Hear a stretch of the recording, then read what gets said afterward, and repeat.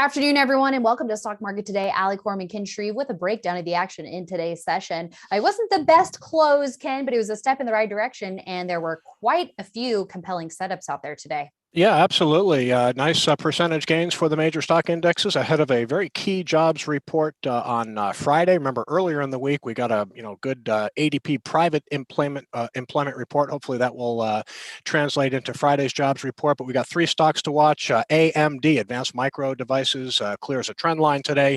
Zscaler in the red hot security software group acting well, and also eBay, which gapped above its 50-day moving average today.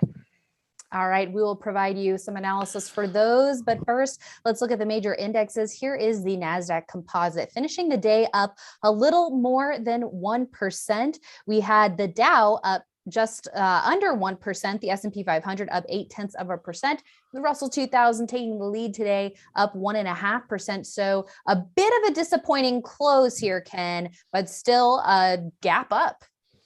Yes, and just a reminder that we're in a correction and there are still sellers in this market. I mean, today you can see on the daily chart here we are 3 days into a rally attempt for the Nasdaq.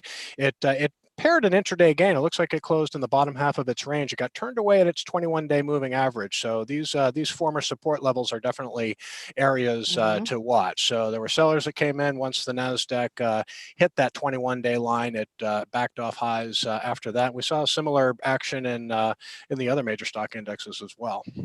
Yeah, so a quick check of the S&P 500 getting above its 21-day line, but turning tail after getting close to its 50-day moving average, and the Dow Jones Industrial Average, which is a little further along in its rally attempt, also getting turned away at its 50-day line. So today was technically day 5 of the rally attempt for the Dow, but we did not see, Ken, a gain of 1% or more for this index today in volume heavier than the day before. Yeah, it was kind of a low volume rally all day. So typically when you get confirmation of a new uptrend, you want to see at least some signs that institutional investors are putting money to work in stocks, and that was really not the case today. We had nice gains, close off highs, but volume was running lighter than Thursday all day, and it did end well below Wednesday's levels.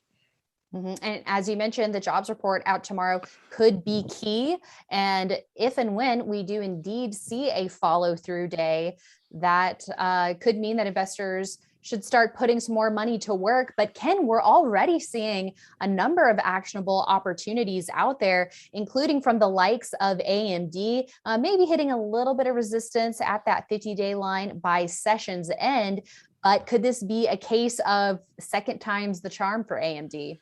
Well, we took the opportunity to increase the position on leaderboard today. It was disappointing that it kind of closed with the Nasdaq off highs. You can see that 50-day line is still looks like it could be a resistance level. We added it when it broke out over the trend line. It was above the 50-day moving average. So a disappointing close for Advanced Micro Devices. It's still one of our favorite names in the chip space, along with Nvidia. So we'll see how this test of the 50-day moving average, what it ends up looking like. I think tomorrow, could be a very pivotal day for the market. Sometimes the market ho-hums these jobs reports. But the one tomorrow is, I think, going to get particularly strong attention. We'll have to see. And in the cybersecurity software space, let's take a look at Zscaler getting back above its 50-day line with a gain of 2.2% today. Take a look at the weekly, a nice upside reversal shaping up for the stock. Yeah, you look at a chart like this and it doesn't really feel like the market's in a correction. And I have to tell you, there's a lot of weekly charts that look like this. Stocks making good stands at their 10-week moving average after a breakout. So, we're encouraged by the amount of stocks out there with pretty decent technical pictures. It doesn't mean we're about to just start ripping higher and start a new uptrend. That's a possibility. But we're encouraged by the number of pretty good-looking charts out there. Zscaler is definitely one of them. I think this is going to have a new base in place by the end of the week, and near its weekly high, and a relative strength line near high. So still a lot of leadership in the security software group. Yes, and enterprise software as well, seeing a number of names looking good, whether it was a pullback to the 50-day line or even the 21-day line. We've been keeping a close eye on those during IBD Live. And let's also take a look at a gap up above the 50-day line that we saw from eBay today, a pretty clear trend line breakout for eBay today.